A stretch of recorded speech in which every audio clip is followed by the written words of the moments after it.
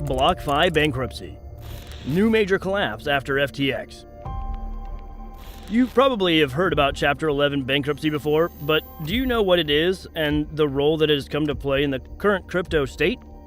Chapter 11 bankruptcy is a chapter in the United States Bankruptcy Code that addresses reorganization for businesses. When a business declares Chapter 11 bankruptcy, it is in debt and needs time to reorganize its assets, debts, and affairs.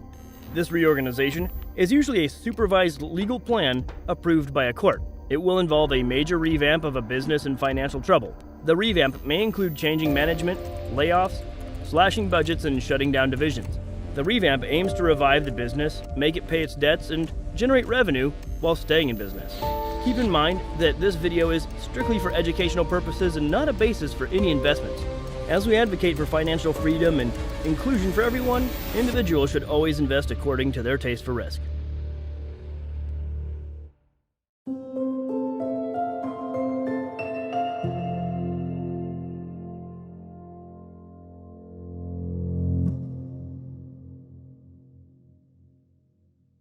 Number 1. BlockFi bankruptcy. In late November, BlockFi, the New Jersey-based crypto lending firm, announced that it had filed for Chapter 11 bankruptcy. The declaration of bankruptcy did not surprise many people. Following the collapse of FTX and ally of BlockFi, speculation became rife about the financial health of BlockFi. In the announcement released by the company, the Chapter 11 bankruptcy filed in the United States Bankruptcy Code for the District of New Jersey doesn't only include the company but also its 8 subsidiaries. The announcement also stated that BlockFi International, based in Bermuda, has filed for bankruptcy with the Supreme Court of Bermuda. Nevertheless, BlockFi noted that it still has about $255 million on hand and pleaded with the court to allow it to continue to pay employees their wages and benefits without interruption. It also devised a plan to minimize expenses. It asked the court to let it retain key company professionals that will help perform crucial functions. In late June, BlockFi entered a partnership with FTX US that saw the crypto exchange firm receive more than $380 million credit line. Because most of BlockFi's assets are held by FTX, the collapse of FTX destabilized BlockFi and, before mid-November, BlockFi stopped all withdrawals. Officially, BlockFi insists that most of its assets are not held by FTX. However, it noted that they have considerable exposure to FTX and Alameda, undrawn amounts from their credit line, and assets at FTX.com. The petition BlockFi submitted to the court stated that its creditors numbered more than 100,000 and its assets and liabilities ranged between $1 to $10 billion.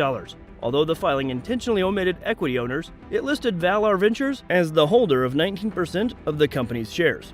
According to the court documents submitted by BlockFi as part of the Chapter 11 bankruptcy, the company has unsecured claims of around $270 million to West Realm Shires Incorporated and almost $1 million to an undisclosed creditor. Also, the document showed that the company owes the United States Securities and Exchange Commission a debt of $30 million.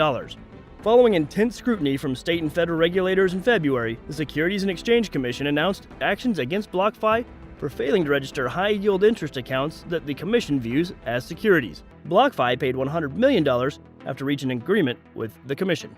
If reports by Bloomberg are anything to go by, then more than $235 million of BlockFi's cryptocurrency was sold in an attempt to deal with bankruptcy expenses. The reports also stated that more than 50% of the workers should expect to be laid off. However, these layoffs are not peculiar to the BlockFi, as several companies, including Blockchain, laid off workers. In a statement released by BlockFi, which is available on its website, the company assures that they're exploring several options to help them achieve its goal and fulfill its obligations to its clients.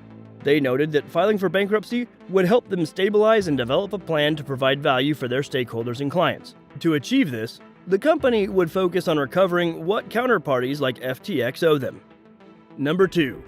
FTX collapse. The collapse of FTX has led to inquiries into its operation. It recently came to light that Sam Bankman-Fried, the former FTX CEO, was involved in several financial mismanagements that led to the company's collapse. The latest in the line of misconduct is FTX's involvement with Alameda. Alameda is the sister company to FTX and was supposed to be independent. However, bankruptcy proceedings showed that FTX owed a stake through Alameda in a bank from Washington state. Initially, investors believed that investment in the bank was a smart tactic designed to escape the requirements of having a banking license. However, it has come to light that it was just a banking loophole used to misuse clients' funds. Banks have been reluctant to process crypto transactions because of the lack of regulation. Due to this, crypto exchanges have a hard time getting banks to process their fiat transactions. Therefore, when Sam Bankman-Fried, or SBF as he's called, used Alameda's banking account to process crypto exchange transactions, it was seen as a genius way of overcoming the banking bottleneck. The under fire ex-CEO confirmed that many clients were instructed to wire their money through Alameda bank accounts. This loophole allowed the company to process customer funds. However, the collaboration led to the mismanagement of funds, which contributed to the company's failure. Alameda partnered with Silvergate Capital, a fintech bank, which helped to hasten their transactions. SBF, while answering questions, denied that he gambled with investors' money. He stated that he loaned the money to Alameda because he believed there was adequate collateral to back the loan. However, SBF has not been consistent in his claims. Earlier in a tweet, he assured customers that their investments were safe and that Alameda and FTX are different entities. However, upon further scrutiny, he deleted the tweet. Number 3. BlockFi versus SBF. The FTX Saga has shaken the foundation of cryptocurrency. The filing of bankruptcy by BlockFi did not help either. However, BlockFi intends to keep Sam Bankman-Fried's mismanagement of investors' funds from ruining its business. To that effect, BlockFi sued Bankman-Fried, requesting that the founder of FTX submits the collateral it owes them. This collateral is Bankman-Fried's share in Robinhood, an online trading app. They believe the 7.6 stake will help them meet their client obligations. The lawsuit against Bankman-Fried's Emergent Fidelity Technologies holding company seeks to make Bankman-Fried hand over the 7.6 stake initially promised to BlockFi as collateral. There are genuine concerns that Bankman-Fried will seek to sell those shares to raise money for his collapsed FTX. When Flory Marquez and Zach Prince founded BlockFi in 2017 as a privately held company that uses crypto assets to provide loans to customers, they couldn't have believed that they would end up owing over 100,000 creditors due to the mismanagement of one person. But oh, they did. Ankura Trust, the well-known firm that stands for creditors in crisis, is BlockFi's largest creditor. The second largest creditor is owed about $274 million.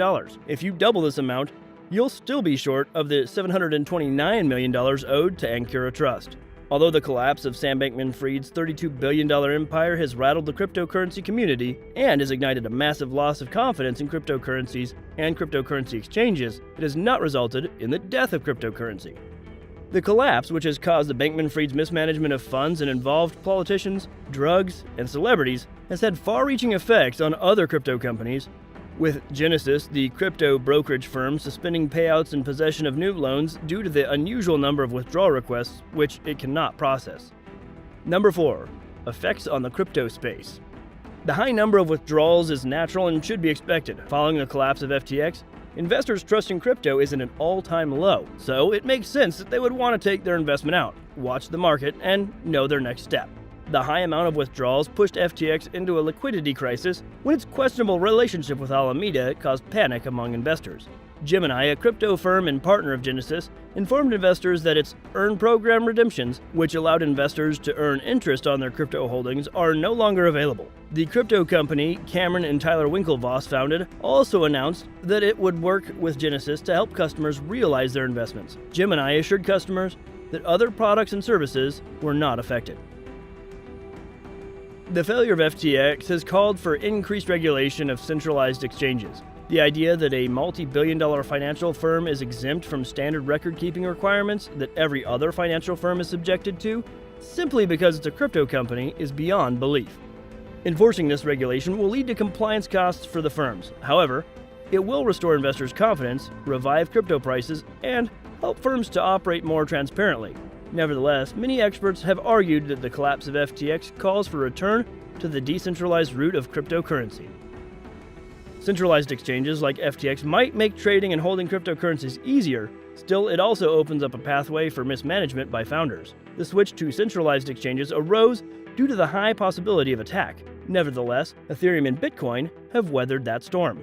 This crypto scandal is believed to be the last and will not lead to countries banning cryptos like China and other countries did. Nonetheless, it will push the need for regulation of cryptocurrencies.